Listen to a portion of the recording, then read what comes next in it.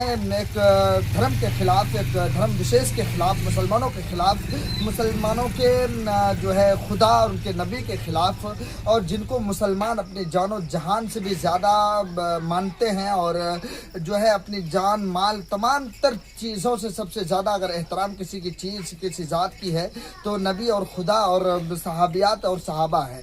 تو ان سے بڑھ کر ہمارے نزدیک کچھ بھی نہیں. ان کو ٹارگیٹ کرنا ان کا ایک مطلب یہ بن گیا کہ ان کو ٹارگیٹ کرو تاکہ آگے جگہ ملے.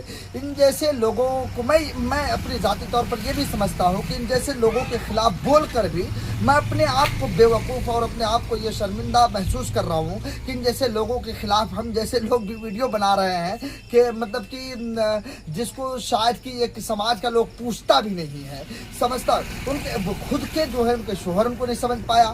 تین تو بیاہی ہوئی ہے، یہ تین بیاہ کی ہے اس عورت نے، اس لیڈیز نے، نازیہ الہی خان جو ہے تین بیاہ کی ہے. ایک سے مطلب چل نہیں پایا، دوسرے کیا اس سے بھی چل نہیں پایا، تیسرے سے پھر کیس چل رہا ہے. تو مطلب کہ اس کو بس اور کچھ نہیں چاہیے، ایک شہرت چاہیے. سستی شہرت کی خاطر ان کو معلوم ہے کہ ہمیں سستی شہرت کہاں سے ملے گی. ان کو معلوم ہے کہ شہرت ملنے کی ایک وجہ اگر اس دیش کے اندر کہیں پر ہے تو ایک ہی جگہ ہے، مسلمانوں کے خلاف بکا جائے، مسلمانوں کے نبی کے خلاف بولا جائے، مسلمانوں کے خدا کے خلاف بولا جائے. جیسے لوگوں کے اوپر کارروائی بھی ہونی چاہیے، لیکن حکومت جو ہے سوئی ہوئی رہتی ہے، خاموش رہتی ہے. اسی جگہ پر آپ دیکھیں اگر مسلمان اگر کوئی ایک دھرم کے خلاف ہمارے اس وطن عزیز کے دوسرے بھائیوں کے دھرم کے خلاف اگر کوئی مسلمان کوئی نوجوان اگر انجانے میں بھی کوئی پوسٹ کر دیتا ہے تو ان کے خلاف فوراً ان کی گرفتاری ہوتی ہے. گرفتاری ہی نہیں بلکہ فوراً انکاؤنٹر تک بھی معاملہ پہنچ جاتا ہے. لیکن یہیں پر ان جیسے لوگ نازیہ جیسے ان جیسے ہزاروں لوگ ایسے ہیں کہ حکومت کے ساتھ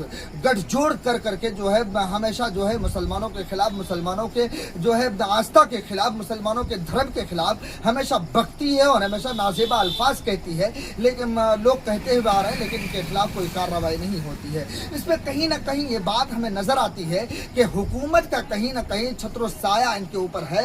حکومت یہ بات چاہتی ہے، حکومت کو یہ بات معلوم ہے کہ ان جیسے لوگ اگر جیسے اس قسم کے الفاظ مسلمانوں کے خلاف بولیں گے تبھی جا کے ہم جو اس دیش کے اندر حکومت بھی کر پائیں گے. آپ کو میں ایک مثال، چھوٹا سا مثال یہاں پر دینا چاہوں گا کہ اسی گنگا گھاٹ کے اندر، گنگا ندی کے اندر کچھ نوجوانوں نے رمضان کے مہینے میں افطار کی تھی. آپ کو یاد ہوگا شاید کہ اس میں چکن کی پارٹی تھی یا نہیں تھی، ابھی تک یہ ثابت نہیں ہو پایا، لیکن اس کے باوجود بھی ان لوگوں کو جیل ہوئی، ان لوگوں کے اوپر مقدمے ہوئے. لیکن ابھی حالیہ رپورٹ ہے کہ بی جے پی کے، بھارتیہ جنتا پارٹی کے پارشد اسی گنگا گھاٹ میں جو ہے چکن پارٹی اور پکنک مناتا ہے، شراب پروسا جاتا ہے، لیکن پھر کسی کی آستھا کو یہ آہٹ نہیں ہوتی ہے، کسی کی بھاوناؤں کو ٹھیس نہیں پہنچتا ہے. اگر ٹھیس کہیں پہنچتا ہے کوئی نام مسلمان ہونا چاہیے اور مسلمان کے ساتھ ساتھ جو ہے داڑھی ٹوپی ہونی چاہیے. تو اس کے اوپر اگر کوئی تھوڑا سا بھی غلط پوسٹ کر دے، کامنٹ تک کر دیتا ہے تو ان کے اوپر فوراً مقدمہ ہوتا ہے.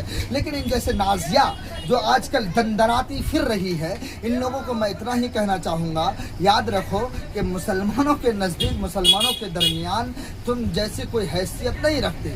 تم جیسے لوگ، اور میں اپنی بات بتاؤں کہ نبی کی عزت کے سامنے، نبی کے ازواج مطہرات کے سامنے جو ہے ان کی عزت کے سامنے ہم اپنی جان و مال کو کچھ نہیں سمجھتے. یوں کہا تھا کہ نبی کے نام لیوا ہیں، نبی پر جان دے دیں گے، نبی کے جان سے بڑھ کر ہماری جان تھوڑی ہے.